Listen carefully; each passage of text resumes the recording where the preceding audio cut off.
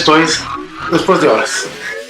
Es una cosa muy extraña porque este libro lo escribí con un amigo, Luis Opelana, que es un gran ilustrador. Siempre que nos reuníamos en la casa platicábamos cosas de los 80. Que el dato de, no sé, de En Familia con Chabelo, que Verónica Castro, que todo este tipo de cosas que tú conoces perfectamente. Y bueno, un día nos decidimos hacer este libro. Nos preguntamos un poco de por qué tenemos esta nostalgia de los 80. O sea, la verdad es que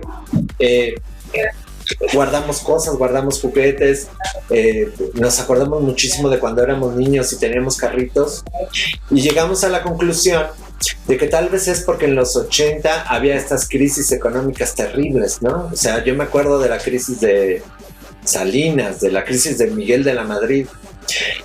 Y entonces yo creo que todas guardábamos todos los juguetes y todas las cositas, las atesorábamos porque eran muy pocas cosas las que teníamos. Entonces, por ejemplo, hace rato que traje un Movie Viewer, que es un juego que yo conservo desde niño porque era muy difícil que tuviéramos otra cosa. O sea, era muy difícil que los papás nos compraran otro juguete. Entonces, eran nuestros tesoros. Creo que es eso, por el espíritu de este libro, del libro Soy Retro. ¿Por qué? Creo que es eso. Varias veces he platicado con algunas personas que se han acercado, que les gusta el libro. Comentábamos que tal vez también era una época en la que había mucha originalidad. Entonces, por ejemplo, vamos a pensar el año 84 o el año 85 era cuando salieron todas las películas. Vamos a pensar Gremlins, Cazafantasmas, Volver al Futuro. Y pues ahorita las están retomando, no sé si por falta de originalidad o porque de verdad eran muy buenas ideas, o porque esos años por la crisis también en Estados Unidos fue un semillero de vamos a sacar todas nuestras locuras para ver cuál pega, ¿no? Sí, ahorita indudablemente hay un revival de todas estas cosas ochenteras. A mí me encanta, parece que viene el revival de las cosas de los 90, que ya después hablaremos de eso. Y ahorita todos estos viejitos, todos estos chavorrucos, toda esta generación que tuvo su adolescencia en los 80, pues tiene mayor poder adquisitivo. O sea, como dices, ahorita trabajamos y a lo mejor te recuerdas de aquellos juguetes que tenías de Star Wars, aquellos juguetes, la lagrimita Lily, y tratas de buscarlos. Es también una parte del poder adquisitivo.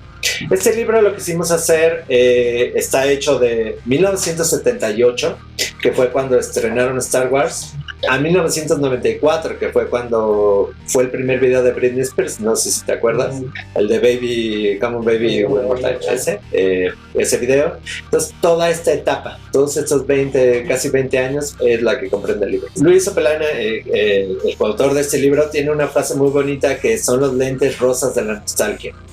Nosotros vemos el pasado con unos lentes rosas, generalmente pensamos que es bonito, pero ya si nos acordamos de verdad de los 80, pues no era tan bonito. O sea, teníamos a Raúl Velasco y nos hacían chutar 6 horas de Raúl Velasco, tenemos 4 canales de televisión. Digo, no era tan bonito como lo recordamos. Claro, es el pasado y nos encanta y todo eso, pero bueno, no sé si a ti tu papá te hacía ver, no, vamos a pensar, Acción los domingos, y después le cambiaba a Deporte B, y entonces ya te aventabas 8 horas de deportes. Claro, veías a Fito Girón que hacía su programa de sábados disco, y después veías a Oscar Cadena que hacía exactamente los mismos chistes. ¿Cuántas veces repitió los mismos chistes Paco Stanley, por ejemplo? No lo sabíamos de memoria. O sea, sí, uno lo piensa y dices, ay, no puedo creer que bailaba Gallinazo todos los días, todas las tardes. Y te das cuenta que en 20 años ha cambiado un montón la mentalidad. Es decir, una como la risa en vacaciones sería impensable hoy. Que antes se podía fumar en los autobuses, que antes se podía fumar en los aviones, que hubo un tiempo en el que podías comer en el restaurante y podías prender el cigarro. Impensable, por ejemplo, que podías andar en la calle sin cinturón de seguridad. Ahora son cosas que son de uso común, pues, ¿no? Y ahorita, bueno, tenemos muchísimas comunicaciones, te enteras en cualquier momento, pero no sé si te acuerdas, por ejemplo, en el terremoto aquel tan devastador, uno no se enteró de primera mano de que se habían caído los edificios del centro.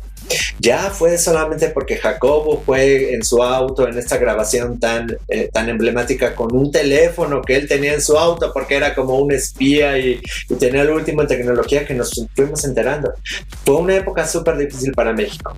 Yo me acuerdo, por ejemplo, que el litro de leche de repente costaba 1,000 viejos pesos y al otro día costaba 1,500 viejos pesos, o sea, subía un 50% de un día para otro.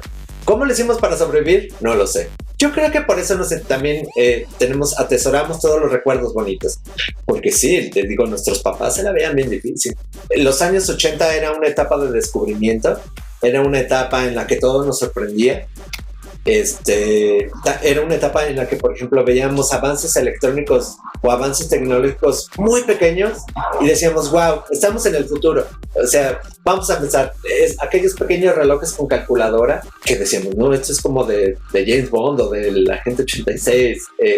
Esa cosa de sorprendernos, de descubrir, de ir cada vez más, pues lo estamos viendo, o sea, cada vez más hay más descubrimientos, más avances. Creo que esa es una parte que debemos de conservar muy bien y que se está conservando de aquellos años, ¿no? Generalmente la clase media baja de México, pues escuchábamos, vamos a pensar, Fresas con Crema, o había toda esta camada de cantantes, mujeres como Prisma, Alondra, Lupita D'Alessio, todos ellos. De repente empezaron a llegar grupos como Flans, Fandango, Timbiriche, entonces todo este gran conglomerado musical que nos recetaba a Raúl Velasco. Los que eran más grandes, que tenían ya acceso, digamos, a otras cosas, iban, por ejemplo, a lugares como el Look, o iban a lugares como el 9, el Bar 9 de Donadieu, y entonces empezaban a escuchar a Joy Division, empezaron a escuchar a The Cure. Después, cuando vino la estación Rock 101, bueno, pues ya se amplió más el panorama y ya buscabas esas cosas, pero no teníamos acceso. Si yo lo recuerdo, no teníamos mucho acceso a esa música. Ibas con el señor de la discoteca y le decías, oiga, a ver si trajo el nuevo disco de The Cure, y te pasaba una lana. Y entonces teníamos que hacer, obvio, poner un cassette en la grabadora y grabar de ahí de la estación. Ir al Chopo. El Chopo que todavía se conserva. A mí me gusta mucho todavía ir al Chopo. Hay muchas bandas. Está este espíritu de, bueno, vamos a hacer fanzines, vamos a hacer música grabada. Pero ¿quién no hizo, por ejemplo, un cassette de canciones del radio y se lo regalabas a tu novio? Claro.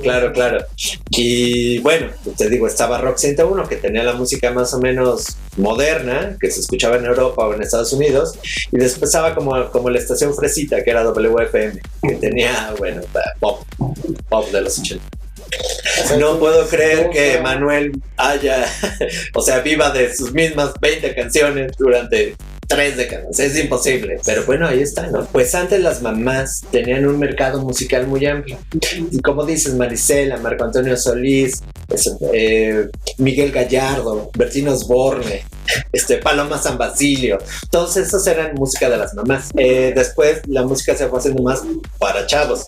Entonces venía Flan, todos los grupos MDO, H2O, toda la música para chicos que vieron de repente que era el mercado potencial. Se dejó de lado el mercado de las mamás.